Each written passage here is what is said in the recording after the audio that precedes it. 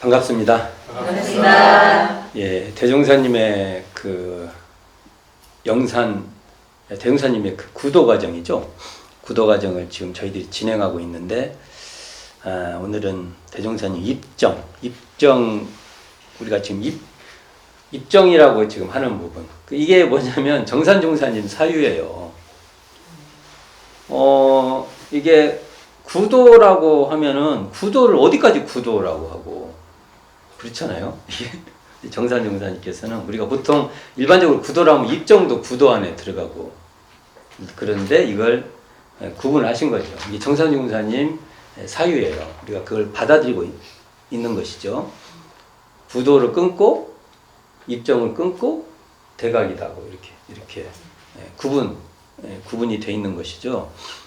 그래서 이제 우리가 보통 구도라고 하면 정산종사님 사유예요. 그것도 산신을 만나서 의심을 해결하려는 것, 그 다음에 도사를 만나서 의심을 해결하는 것, 이 두 파트를 구도라고 하신 거예요. 이렇게. 그리고 이제 뭔가 질적 변화가 생기는 겁니다. 여기서 스스로 해결하는 이 과정을 입정이라고 하신 겁니다. 그래서 요 구분은 정산종사님의 구분이에요. 이제 단순히 예를 들면 입정이라는 게 고유하게 그런 의미가 있는 건 아닙니다. 정산종사님 그렇게 하신 거예요. 자, 우리가 저번 시간에 구도 과정의 구사고행상에서 조응전, 박태보전, 여기는 박태부전으로 되어 있고, 그 다음에 원불교 교사에서는 박태부전이 앞에 나와 있고 뒤에 조응전이 나와 있지만 사실은 창건사에는 조응전이 앞에 있고 박태부전이 뒤에 있어요. 저는 창건사 서술이 맞다고 봅니다. 그래서 제가 원불교 교사란 텍스트를 기본 텍스트로 우리가 쓰고 있지만 꼭 이대로를 또 전적으로 안 봐요. 창건사를 볼 때는 창건사를 보고 여러 자료를 참고를 하겠다는 거죠. 이것도 또 제 의견이에요. 그러니까 이걸 들으시고 스스로 또 판단해 보셔야 되는 겁니다. 이게요. 근데 여기 보면 조응전하고 박태부전 중에 또 이런 말도 있어요. 과연 조응전만 봤다. 박태부전은 안 봤다. 또는 조응전, 박태부전을 다 봤다. 이렇게 또 구분할 수 있습니다. 이때 이게. 근데 저도 추론을 하는 거죠. 저는 복수의 날에 조응전과 박태부전을 다 들었겠다. 그 내용에 보면 참 재밌는 것이 이 두 주인공이 죽을 각오로 해요. 또는 죽어서까지도 해요. 그 어떤 옳다고 하는 일에 대해서. 이런 것도 보면 대종사님하고 좀 성격적 그 정서가 죽기로서 실행한다. 뭐 이런 건 참 이게 딱 맞아요. 그 내용을 보고. 근데 그걸 보고 나서 그런 또 마음이 내실 수 있을까? 나는 참 그것도 그래요. 그래서 대종사님의 기질하고 상당히 이렇게 소통되는 그런 면이 많다. 그래서 이제 오늘은 대종사 입정을 나갈 겁니다. 1036종이죠. 거기 보면 대종사 입정 나오고 1037쪽부터 시작되죠. 그래서 첫째 딸라 말할 수 없으시었다. 거기까지 한번 봉독해 보도록 하겠습니다. 대종사 어려서부터 불구와 살리는 뜻이 없으시고 오직 도구하는 데에만 뜻을 두심에 부친께서 처음에는 이해를 못하다가 마침내 대종사의 정성에 감동되어 그 구도를 적극 후원하셨으며 대종사께서 20세에 이르도록 도사 만날 소원도 이루지 못함을 보시고는 마당과의 구분에 수간의 초당을 지어 신공을 드리게도 하시더니 원기전 6년 10월 마침내 별세하시었다. 이에 대종사께서는 생활과 구도의 후원을 일시에 잃게 되신 데다가 이미 큰형과 아우는 출계에 분가하고 중형은 일찍 별세한지라 모친의 공양과 권속의 부양을 다 대종사께서 책임지시게 되니 끝없는 살림과 경험 없는 고생에 그 괴로움은 이루다 말할 수 없으시었다. 자, 여기를 보면 과정이 나오죠. 예, 어려서부터 글 공부와 살림의 뜻이 없으시고, 그러니까 참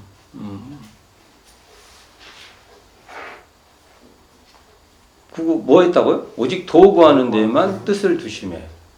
이제 보통 그 타입은 아니세요. 근데 여기서 도구하는 데가 뭐 대중사님은 어떻게 이걸 풀으면 될까요? 의심 해결. 의심 해결이라고 이걸 바꿔서 읽으면 더 명쾌해요. 도구하는 것이 내용이 많아요. 도를 어떻게 구할 것인지.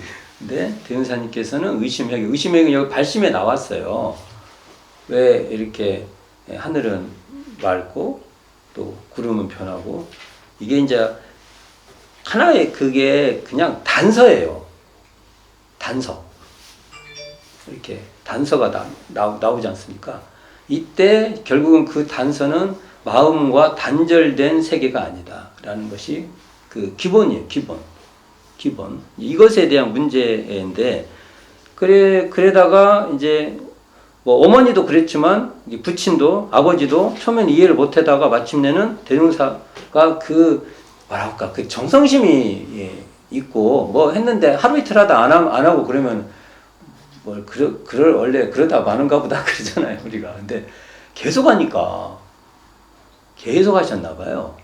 그러니까 거기에 이제 저기 그 대중사가 하시는 그 구도는 뭐예요? 의심 해결을 하려는 그 노력, 그 구도에 이제 후원을 하시기 시작하는데, 이 후원이라는 것이 그 대종사 부친의 후원은 구사고행이라는 그 후원이에요.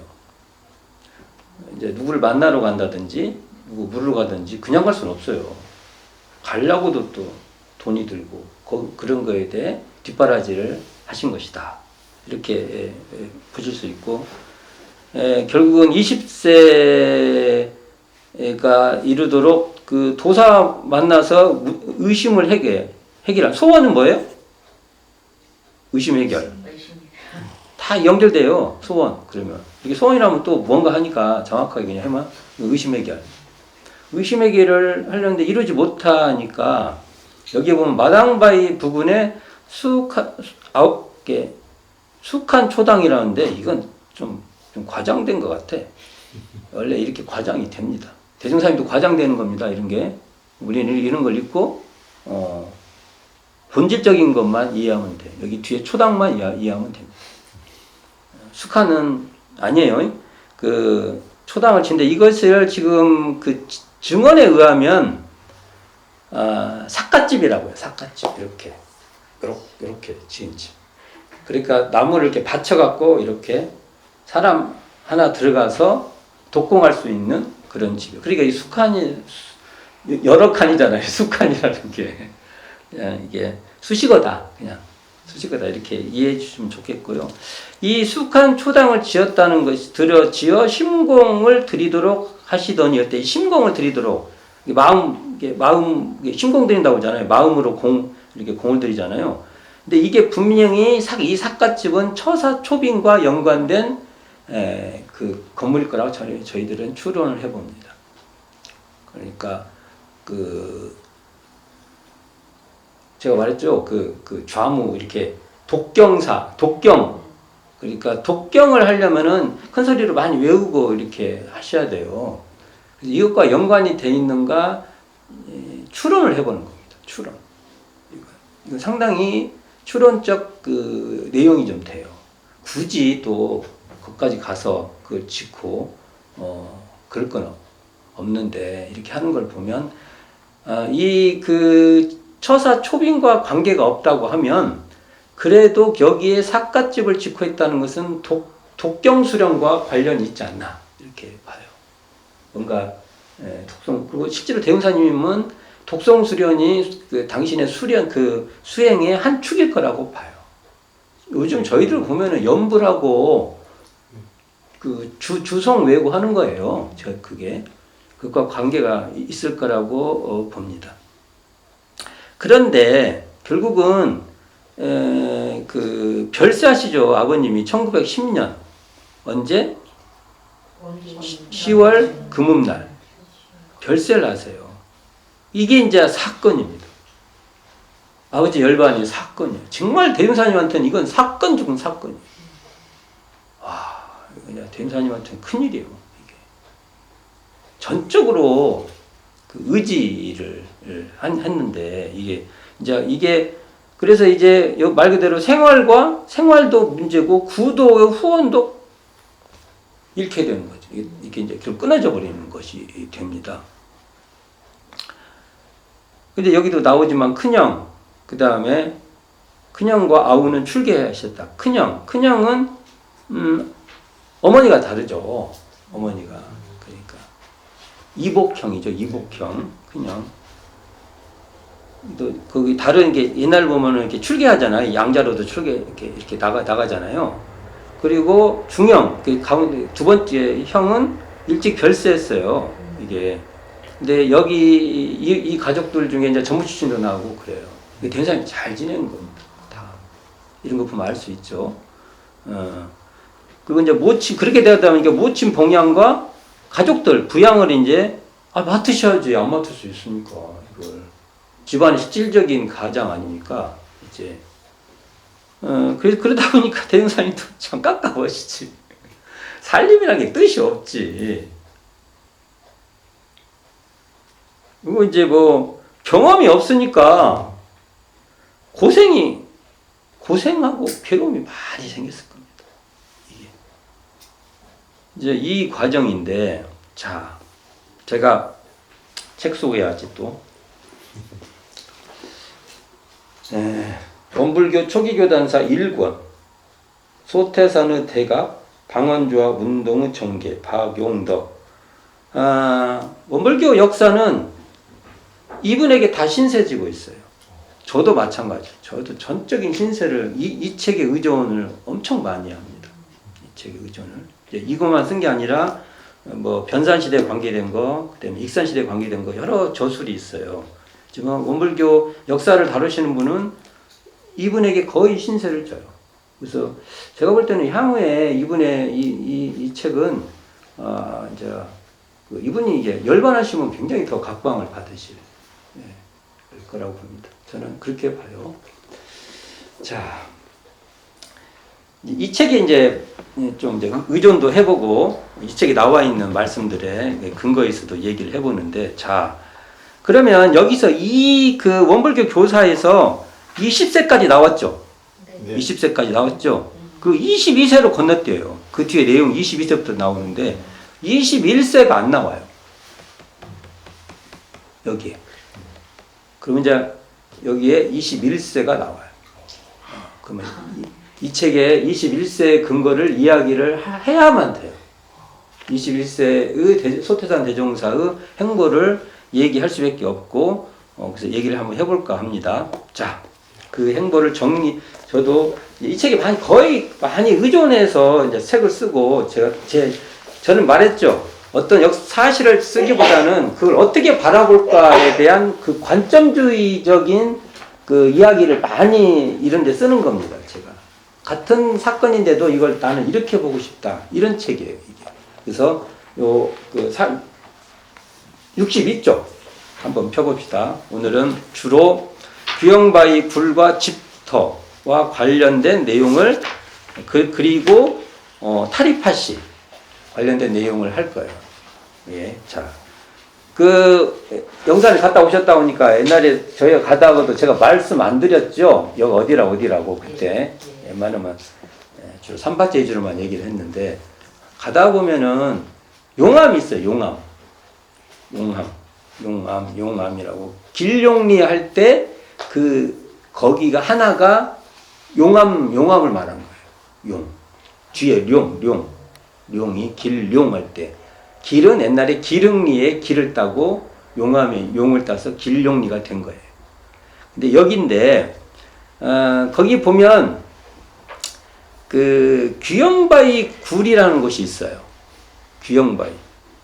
이게 원래 거기 보면 막 팽나무, 막 귀목 이런 아름드리 나무들이 막 쭉 있어요. 아주 오래된 나무가. 그럼 그것은 뭐 하는 곳이에요? 성스러운 곳이에요. 성소. 요즘으로 말하면 우리로 말하면 교당이고 교회로 말하면 교회고 성당이고 뭐 이런 곳이에요. 옛날에 마을 사람들이 성스럽게 얘기하는 성소예요. 성소. 거가. 그러니까 그 나무는 안 베요. 이걸 우리가 보통 뭐라고 해요? 당산나무라고 합니다.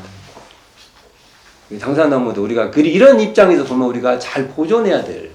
그러니까 제가 이렇게 말하는 거예요. 우리 교당이 소중하잖아요. 그럼 당산나무도 소중해야 됩니다. 교회가 소중하면요, 당산나무도 소중해야 돼요. 그게.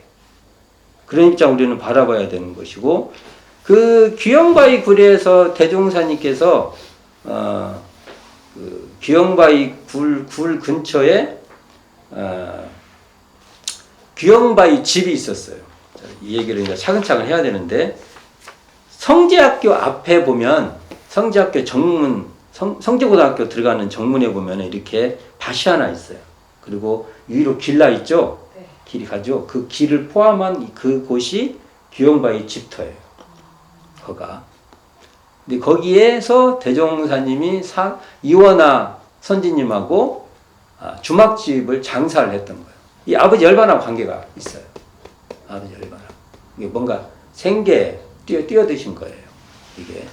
근데 대종사님이 그 주막집 보면 이제 돈도 외상으로 먹으신 분들한테 돈도 좀 받아내고 좀 그래야 되는데 그러진 않고 또 이 귀영바위 굴에서 수양하고 계시. 대사님 어쩔 수 없어. 의심해결하기위해서. 자, 그런 것이고, 보통 우리가 이 귀영바위라는 이름은 바위 모양이, 거기 보면 바위가 있어요. 바위 모양이 거북이나 용, 이게 옛날에는 좀 이렇게 특이하면 그걸 거북이라고 했고요. 거북이같이 안 생겼어. 거북이 바위래. 거북바위 막 그래. 아무리 나 쳐다봐도 거북이 모양 안 보여. 그것은 거북이처럼 이렇게, 거북이 등짝도 보면 막 이렇게 돼 있고, 그렇지 않습니까? 그러니까 특이하다.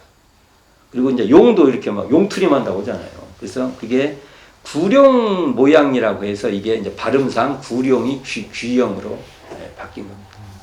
시골에 가면 다 바뀝니다. 그대로 발음 안 됩니다. 그래서 이게 귀형바위가 되고, 그 영산 성지고 그 정문 앞에 조그만 텃밭이 있는데 그 주변이 흙구덩이 터라고 해가지고 뭐 집을 짓는다든지 하면 거기서 흙을 많이 퍼갔나 봐요. 그 흙이 집짓기 좋은, 뭐 집이나 쓰기 좋은 흙이었나 봐요. 그러다 보면 이게 흙이 구덩이도 파이고 뭐 그래서 그런가 흙구덩이 터라고 하는데, 자, 이걸 한번 이제 이 대종사님 21세의 상황을 한번 전개해 보면, 어쨌든 부친께서 열반을 해요. 20세, 대종사님 20세, 1910년 20세 때 10월 금음날에 열반하니까 대종사님 그 법명을 어떻게 지냐면 회경 이렇게 져요. 금음에 돌아가셨다. 금음회. 어두울 해도 되지만 금음회. 기울었다. 기울경, 회경. 와, 이게 이 이름도 참 의미심장한 거죠. 그리고 이때 나라가 결국은 합방이 돼요. 대종사님의 이런 종합적인 그 내용이 포함된 이름일 거라고 봐요. 이 이름, 아버님 법명이요. 그러니까 그때의 심정이었던 것 같아요. 회경이라는 그 이름이. 그래서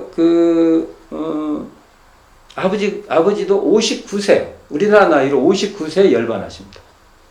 59세. 네, 열반하시고, 13년간 끈질기게 이렇게 막 구도의지, 그러니까 의심을 해결하려고 하는 것이 참 외제적으로 바깥에 온 그거에 의해서 중지할 수밖에 없는 상황이 생겨요. 이게 참 과제예요. 바깥에.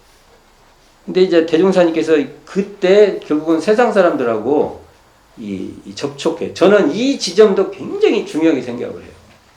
이 접촉점이 결국은 소태산의 교법에 엄청난 영향을 줬을 거라고 봅니다. 이때의 그 과정들이. 그러니까 그때는 뭐 뜻없는 세관 생활, 경험해보지 못한 살림 경영, 이게 곤란하고 정신적으로도 이게 스트레스가 대유사님 많았을 것이다. 저렇게 봐요. 어떨 때는 그냥 회피해버리고 그러다가 또 들어오고 아마 이 과정을 대유사님도 무수히 많이 했을 거라고 봐요. 그리고 실제로 우리가 부사고행상을 21세까지 봐요. 그래서 6년이라고요. 이게 보세요. 이게 16, 17, 18, 19, 20, 21세까지 해서 6년이에요. 6년. 근데 이제 실제로 21세는 탈입할 시기가 아니고 막 장사하고 다니더라. 실제로 그러니까 실제로 보면 20살까지 해서 5년이라고 보는 것이 또 타당합니다. 그러니까 보통 전통적으로 6년이라고 보지만 내용상으로는 5년이다. 이렇게 보는 게 맞을 것이고요. 19세 때 결혼하셔서 15세 때 결혼하시는데 19세 때 이제 그 1월 달에 만내 길선 대전사님 첫 딸 누구시냐면요. 정산종사님 정토 사모님 정산종사래 참 또 잘못네 주산종사 수정 주산종사입니다. 그러니까 기간이 15, 16, 17, 18, 19인가 1월이니까 한 4년 만에 낳으신 거죠. 첫 딸을 보게 되고, 근데 이때가 이제 박성삼 부친님 박성삼 옹께서 영광 마름했다고 그러죠. 영광 부자 지주의 마름 노릇을 했는데 거기도 이제 세대 교체가 되는 거예요. 조승지에서 이제 조박사라고 이렇게 아들한테 넘어오니까 이게 이제 좀 왜 이렇게 갑자기 채무 변제를 당하셨을까라는 것이 숙제입니다. 대림사님 부호 됐다고 해서 막 채무 변제까지 그러진 않죠. 그렇게까지 그렇게는 않잖아요. 그 정도는. 이걸 볼 때 이제 이건 추론인데, 이것도 추론인데, 그때 말한 같이 상황에 따라서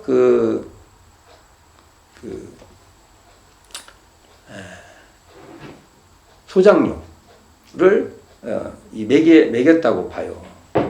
토질이나. 근데 이게 이제 인수받았던 그 아들은 토지 면적 그냥 딱딱 해가지고 왜 이걸 거기에 대한 그 책임을 물었던 것 같은 느낌이 있어요. 그리고 이것을 소태산에 붙이는 그 소작인들에게 안 넘긴 것 같아. 그 책임을. 우리 아버지 이렇게 했을 때는 이 아버지도 보통 분이 아니에요. 보통 분이 아니라고. 대종사님 부친이 이 기질도 대종사님께 그대로. 그리고 소태산 대종사의 구도 과정에 그 어려울 때 주변에 그 많은 분들이 그걸 그냥 넘길 수가 없었어요. 그게 그랬다고 봐요. 그러니까 그 있는 형편에서 어떻게든지 마음으로도 도우려고 그러고 조금 있으면 있는 대로 도우려고 그랬을 것 같아요. 그래서 대종사의 구도는 소태산 대종사 박성삼 아버님의 열반 뒤에도 아버님의 도움을 저는 받았다고 보고 싶어요. 이걸 보면. 근데 재밌는 것이 최근에 기록에 영광에서 활빈당 활동이 생겨. 활빈당. 이 기사가 있는데 활빈당이 이쪽 부자를 털어요. 그러면 조박사를 털었을 가능성이 높아요. 털어가지고 영광에다가 쌀을 풀라고 하는데 누구도 안 가져가. 다 하는데. 결국은 또 뺏기는 거예요. 결과적으로. 그러니까 이걸 한평에다가 풀었다. 그런 얘기도 있는 이것과 연관이 있지 않나 이런 생각을 해보고요. 결국은 이 빚을 변제라는 이 빚을 그러니까 아버지들끼리는 용인이 된 건데 아들 때에서 아들과 아들끼리 변제된 겁니다. 대종사 대종사가 결국은 변제하죠. 자, 근데 이때 그냥 계속 빚의 독촉을 시달렸을 거예요. 제가 빚을 교당에서도 제가 이제 교당에 좀 살아보면 교당에 이제 빚을 전임 교무님이 정말 우리 교당의 빚이라는 건요 정말 눈물겨운 빚이에요.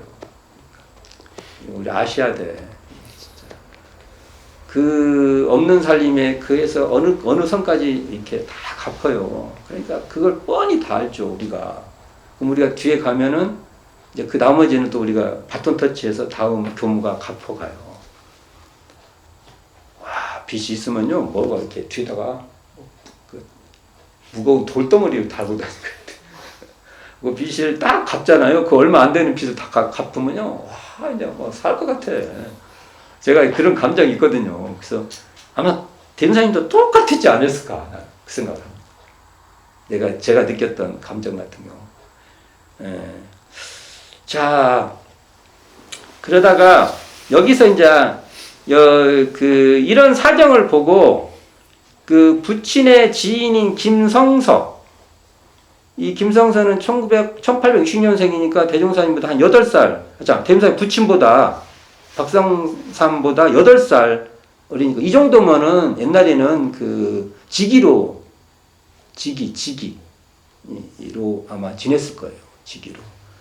여기서 이제 이런 딱한 사정을 보고 제안을 해서 귀영바위 집, 여기도 귀영바위 집이라는 것도 이 김성서의 소유였을 거예요. 김성서 소유라고 봐요.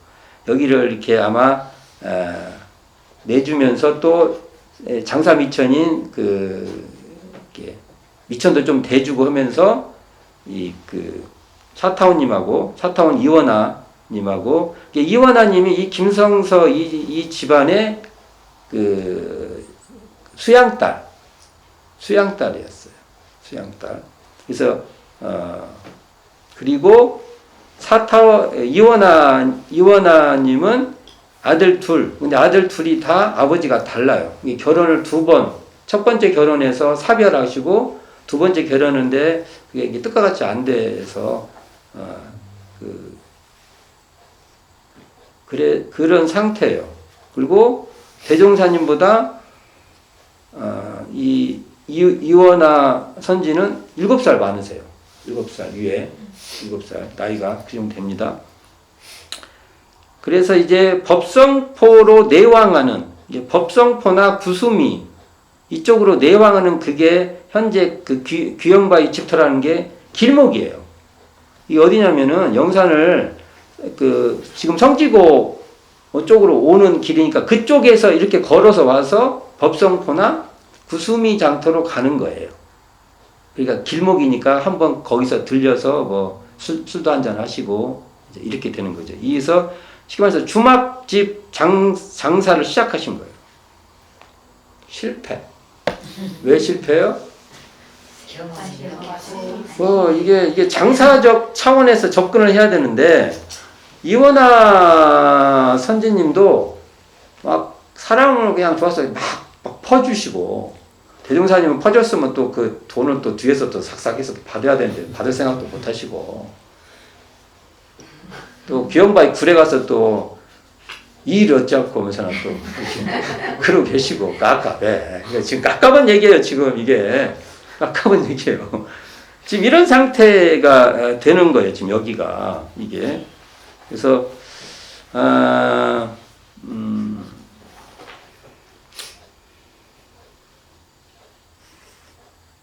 그리고 그리고는 또 대종사님께서 이 장사를 또 떠나요. 그러니까 장에 가는데 영강, 읍내, 또 구수미, 법성, 무장 이런 쪽으로 장에 가서 장사를 해봐요. 근데 이것도 이제 수지가 안 맞고 그래서 그만두게 되는데 이러한 과정이 대종사의 뭐라고 할까 나중에 교법을 이렇게 짜시는데 엄청 영향을 줬다고 저는 봅니다. 요 과정이. 그리고 이런 과정이 방언조합 그러니까 저축조합 해서 방언공사 하는데도 엄청 영향을 줬다고 봅니다. 이게 대종사의 사회하고 경험인데 사회 경험이잖아요, 요즘은. 그러니까 이것은 실패면서 실패가 아니에요. 그렇죠. 대운사님의 어떤 인생의 실패인데 실패가 아니야. 이렇게 볼 수 있고, 그 뒤에 이제 이렇게 이제 해서 뭐가 막 계속 안 되잖아요. 계속. 그러니까 또 이제 외수, 6원의 절친인 청기동에 사는 이인명, 나중에 본명이 순순이죠. 이순순. 이게 평소에 조카처럼 여기고, 아버지 때 친구들이니까 다. 예. 해가지고, 타리파시 장사 나갈 것을 주선을 해요. 타리파시. 그래서 여기서 상당한 돈을 벌어요. 대운사님께서. 그래가지고 빚을 청산해요. 일설에 의하면 돈을 옛날에는 이렇게 띠같이 이렇게 넣어갖고 이렇게 동전 같은 거잖아요. 이렇게 가지고 가서 또 지폐도 이렇게 있었겠죠. 가져가서 이 조박사한테 가서 쫙 풀어놓고 이제 빚 끝났어. 그리고 당신 그렇게 하면 안 된다. 이런 걸 봐도 그건 것 같아. 이게. 다시 그렇게 하면 안 된다. 내가 오리지널 말을 못하고 지금 대충 여기 나와요. 요 책에 나와요. 나중에 보세요. 근데 어쨌든 하여간 그 따위로 하면 안 돼. 이 말이요. 그게 원칙이 안 맞는 얘기 그런 식으로 아까 그 추론이 맞다고 하면 그게 맞는 것이지. 응? 그리고 아버지 때 다 통용이 됐던 것을 인수했다고 그런 거에 대한 할 말은 하시고 나왔는데 재밌는 건 그 일을 하시고 다시 뭐 한다고요? 대운사님? 이 일을 어찌할꼬 또 의심 이 일이란 게 그 의심이죠. 의심 이거예요. 참 이게 참 간단한 문제가 아니습니다. 제가 말씀드리지만 돈을 그렇게 벌었으면 웬만한 사람들은 돈의 중력이라는 것에 협상을 해요. 돈도 벌면서 그쵸. 구도도 하면서 그쵸. 이렇게 되는데 대운사님께서 결정을 하는 거예요. 난 구도로 올인. 이걸 어떻게 해석을 해야 될지 모르겠습니다. 근데 이때부터 이게 왜 정산종사께서 이것을 입정이라 했냐면 이게 이제 자력적 자기 스스로 옛날에는 계속 산신을 찾는다든지 도사를 찾는다든지 했는데 이제는 스스로의 탐구, 스스로의 의심 해결에 들어가기 때문에 이걸 입정 과정이라고 이렇게 명명을 하신 것 같아요. 자, 그러니까 여기 읽어보면 도사 만나고자 하는 생각은 완전히 단념하고 자력으로 해결하는 수밖에 없음을 자각하고 아침부터 저녁까지 저녁부터 아침까지 일을 어찌할꼬 하는 한 마음뿐이었다. 자, 이건데 자 여기서 보면 이제 타리파시 한번 봅시다. 67쪽 보세요. 67쪽 타리라고도 있고 그냥 타리라도 있고 그래요. 이거 이제 발음을 어떻게 하냐면 이게 신안군 임자면에 속한 작은 섬으로 이게 부서와 민어가 유명했어요. 옛날 양반들의 보양식은 민어였습니다. 민어. 그러니까 이게 또 이 민어가 일본에서 아주 일본 사람들이 좋아해가지고 나중에는 사실은 이 임자면에 일본 자본들이 엄청 들어오는 겁니다. 일본 자본들이 거기를 종식하는 거예요. 가지고 자본 민어들 거의 일본으로 나가는 겁니다. 일본 자본에 의해서 실제로 잡는 사람은 조선일 줄 모르지만 그렇게 되는 거예요. 거기에 소수 자본을 가지고 가서 장사를 하는 거예요. 이런 사회적 배경도 있다고 봅니다. 여기에. 그래서 뭐냐면 이때 가는 분들이 누구누구가요? 자, 주선했던 이인명, 이순순, 그 다음에 외삼촌인 유성구, 본명 유건이죠. 그 다음에 발행이 내진 이원아, 대운사님까지 하면 네 분이 가시는 거죠. 3개월 동안 갔대요. 이때가 이제 주로 고기를 잡을 때인가 봐요. 근데 이때 뱃사람들한테 식량과 물자를 데워주고 고기와 교환해서 그 고기를 또 파는 거죠. 그런 시스템인가 봐요, 이게 시스템이. 그러면 고기를 잘 잡는 배에다가 물자를 대줘야 그 잡아온 것에 준해서 이렇게 배분을 하나 봐요. 대사님 잘 봐야죠, 사람을. 근데 거기 가보니까 거기 이렇게 머무는 곳에 사람도 같은 밀양박씨라고 서로 잘해줬대. 근데 또 대행사님 여기서 중요한 게 있어요. 대행사님께서 바다에 계속 뭐 염원을 하고 주문을 내니까 사람들이 거기 오는 거예요. 근데 이제 아무나 와도 잘 봐야지 대행사님 이 사람이 고기를 잘 잡을까, 이 사람이 고기를 잘 잡을까. 이게 얼굴만 보고 이렇게 딱 이렇게 해야죠. 이게 요즘 주식 투자도 이렇게 뭐 상향을 보고 그러잖아요. 우리나라는 주식 투자가 깜깜이가 좀 많아요. 왜그렇지? 회사 공개가 정확하지 않으니까. 그런 식인데 여기 그 객주집 그분이 정보를 많이 줬나 봐. 이 사람 고기를 잘 잡고. 뭐 그런 요소에 의해서 해서 돈을 이제 벌게 돼요. 이게 그게 상당히 돈을 번 거죠. 이게. 근데 이런 이 돈의 중력에서 초태사는 끝까지 빠지지 않았다라는 게 특징이고, 이때 이제 그 돌 도구통, 돌 절구통, 돌로 깎으면 우리 이렇게 찍는 거 있지 않습니까? 이렇게 뭐 그걸 그 기념으로 가져와서 그 후원자였던 김성서에게 사례로 주었다. 대행사님이 얼마나 미안하겠어요. 그러니까 이거 별거 아닌 거라도 이게 난 아직 이 도구통을 못 봤어. 근데 지금 영산에 이 김성서 집안이 있어요. 거기 보아원이라고 가다 보면 보아원이라고 있어요. 지금 보아원이 안 하나? 옛날에 보아원이라 했는데 그 안에 있다고 하는데 제가 아직 못 봤어요. 저는 맨날 본다고는 못 보고 있네. 근데 이게 이 작도라는 곳이 있는데 풍랑이 만나갖고 막 이게 도통이 막 움직였나 봐요. 갖고 사람이 다치고 하고 또는 이제 이게 도통 옮기는데 사람들이 쩔쩔맸나 봐요. 근데 대행사님께서 이렇게 벌컥 들어가고 벌컥 못 움직이고 그래서 대행사 힘이 세졌던 거예요.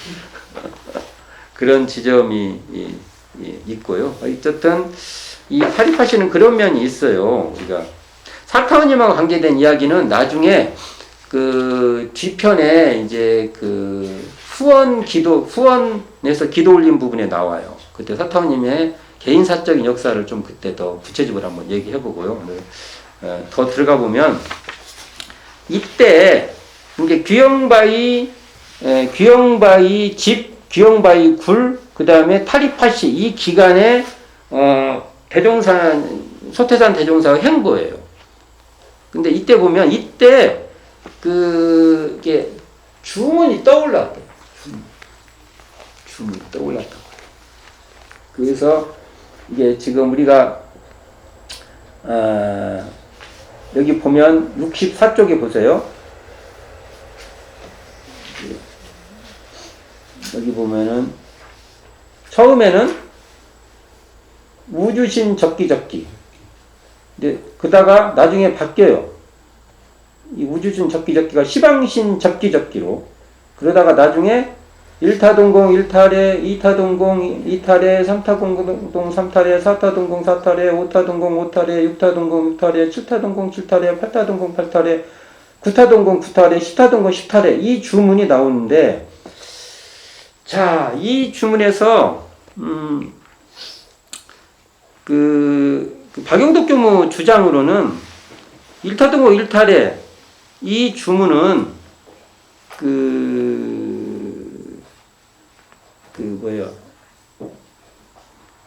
이렇게 귀영바위 굴이나 아까 본 삿갓집 그때 이게 소순 거라고 보고, 이 시방신 적기 뭐 우주신 적기 이것은 탈입하실 때 망망대를 보고 한 거라고 하는데 이 말씀에 근거가 없어. 주장만 있지.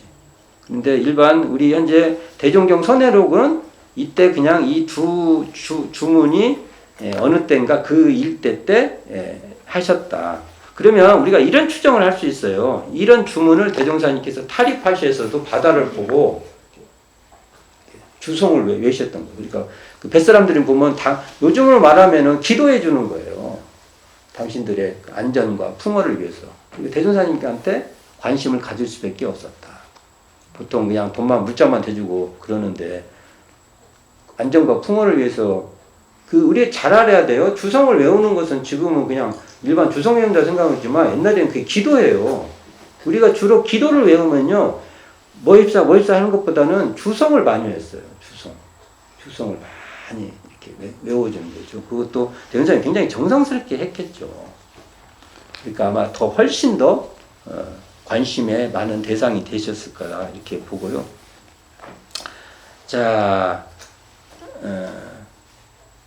이 주송에 관계된 것은 대종경 선해록 구도 고행장 1절에 나오는 겁니다. 이게 보면 여기서 보면 대종사님께서 아까도 말했지만 그 구도에 터닝 포인트가 생기죠. 어떻게 터닝 포인트가 생겨요? 누군가한테 그 답을 얻으렸다고 했던 것을 이제 자기 스스로 자기 안에서 찾으려고 하는 이 터닝 포인트가 여기서 생긴다는 것이죠.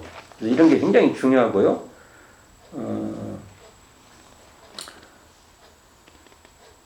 특히 이제 여기 그 주문이에요. 이 주문 우주신 적기적기 시방신 적기적기 이런 주문인데 이게 지금 처음에는 우주신 적기적기 했는데 나중에 시방신 적기적기라고 했는데 이 시방신 적기적기 이게 바다에서 하면 딱 어울릴 것 같아. 바다에서 망망대해서 쫙 있으면 내가 지금 제가 이제 제가 바다라고 해봤자 제가 지금 경험한 것은 울릉도 간 것밖에 경험이 없어요. 울릉도 포항이죠. 포항에 출발해서 울릉도 가는데 와 바다밖에 없어. 내 눈에 보이는 거 아무것도 없어요. 다 바다예요. 어느 정도 가면 정말 이런 걸 보고 망망대해라고 하는구나. 그리고 공포감 같은 게 이렇게 쫙 오더라고요. 근데 이럴 때 이런 그 주성이 딱 맞죠. 시방신.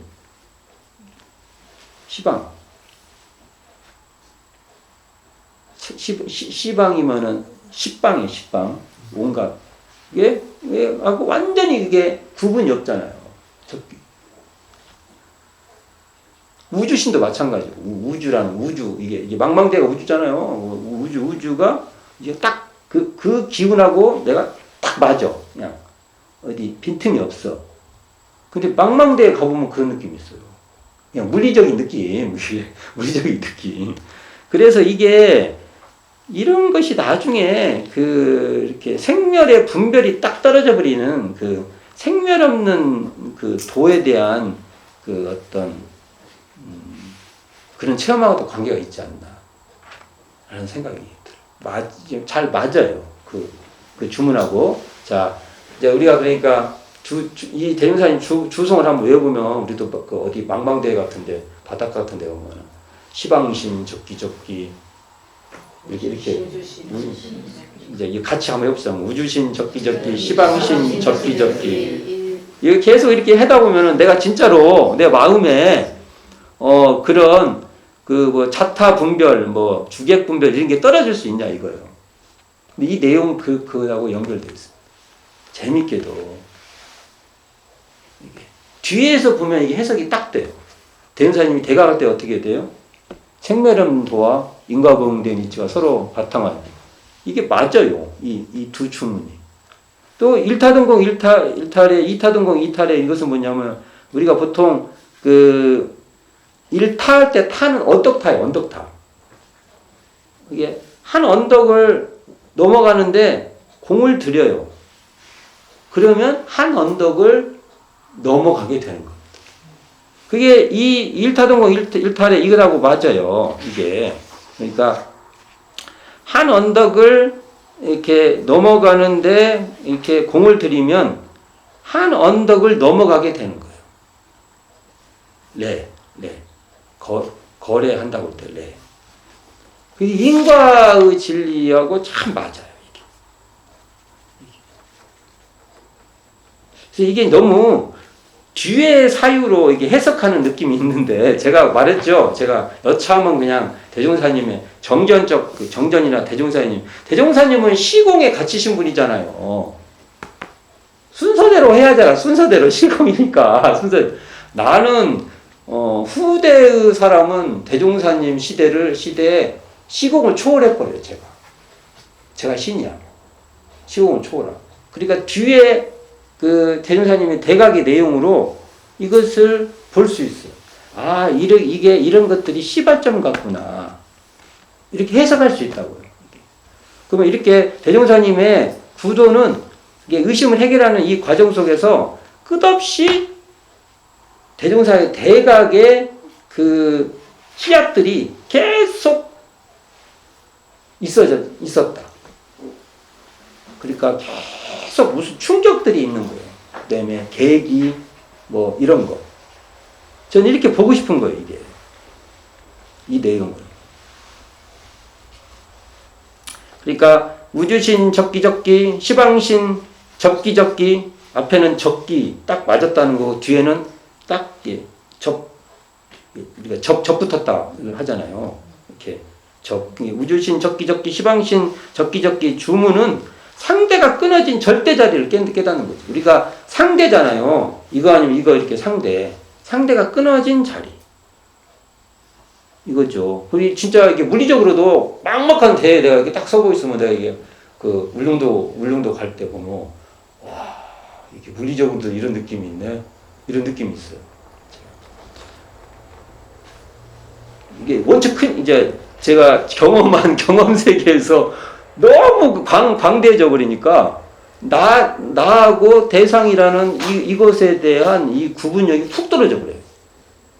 물리적으로도. 근데 이제 그런 정도가 아니라 실제로 아까 의심이라는 발심하는 그 마음에서 마음에 그것을 모른다는 그 마음 당처 알려고 하는 마음 그 자리에가 이런 분별이 떨어져 버린 자리죠. 상대가 끊어져 버린 자리라는 것을 이런 데도 보면은 벌써 이렇게 충격이 계신 거예요. 뭔가가 마음에서 이렇게 대종사님 솟아나는 거예요. 그렇게 보고 싶고, 뒤에 1타동공 1타로에서 10타동 10타동공까지 이거 하다 보면은 막 꼬여요. 1타동공. 뒤에 또 10타에서 9, 8, 7, 6, 5, 4, 3, 2, 1, 2, 정신을 바짝 차려야 이게, 이 주송이 가능해요, 이게.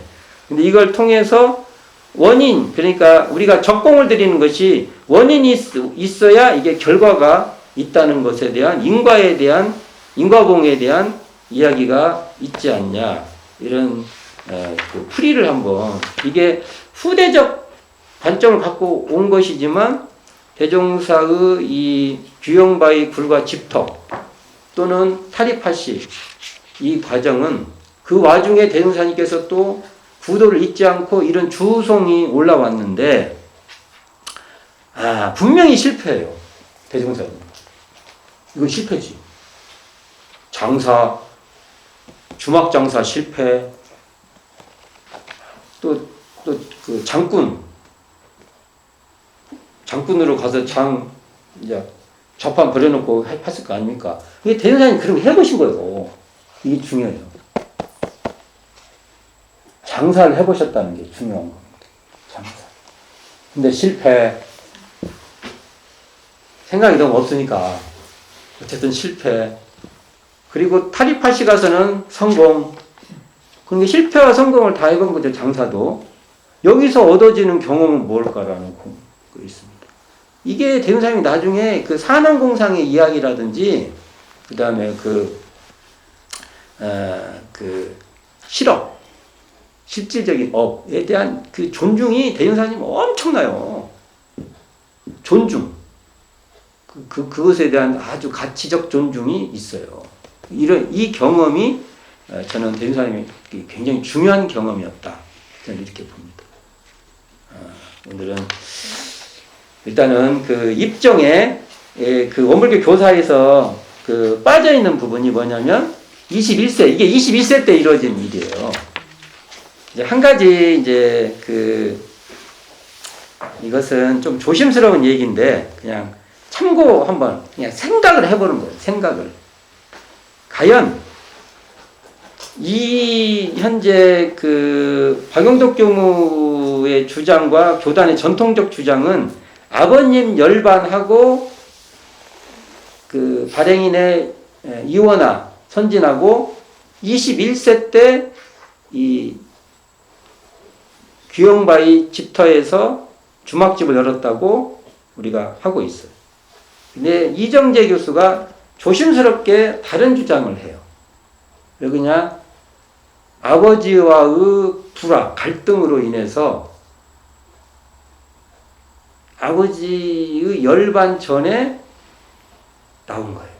그래서 주막을 열 수도 있다. 조심스러운 주장인데 이것도 그냥 우리가 살려놓고 볼 필요가 있어요. 살려놓고 그대로 살려놓고. 왜냐하면 아버지는 이제 이거 해라고 하는데 나오니까 당신도 막막하니까 어떤 것에 이거 여기 허점이 많아요. 이 설에도 허점이 많아. 그냥 살려놓은 거예요. 그러면 가출이 돼요. 대종사님. 가출하신 대종사님도 우리에게 의미가 있다. 그 정도. 그러나 일반적으로는 아버지 열반 뒤에 생계를 책임지시려고 하는 설로, 저도 그 설로 받아들인데, 혹여, 그 전에 아버지하고, 왜냐면 이제 아버지가 계속 당신 건강도 미리 아셨을 거예요. 나이가 오래 못 산다는 것도 아니까. 그랬을 거 아닙니까? 그러니까 아들에 대해서 이제 집안을 생계를 꾸려가고 책임을 지고 하는데 아마 압박이 굉장히 갔을 것 같고, 대운사님은 구도를 포기하지 못하셨고, 여기에 생긴 그 갈등도 있었고, 그러다 보면 대운사님 열반 전에 대운사님께서 집에서 나오셨을 수도 있다. 저는 이것은 이제 부수적으로 한번 생각해 볼 수 있고, 기본적으로는 대운사님 아버님 부친 열반 뒤에 대운사님께서 이 주막집을 시작했다. 이 정도만 참고로 알아두셨으면 좋겠습니다. 자, 오늘은 여기까지 마치도록 하겠습니다.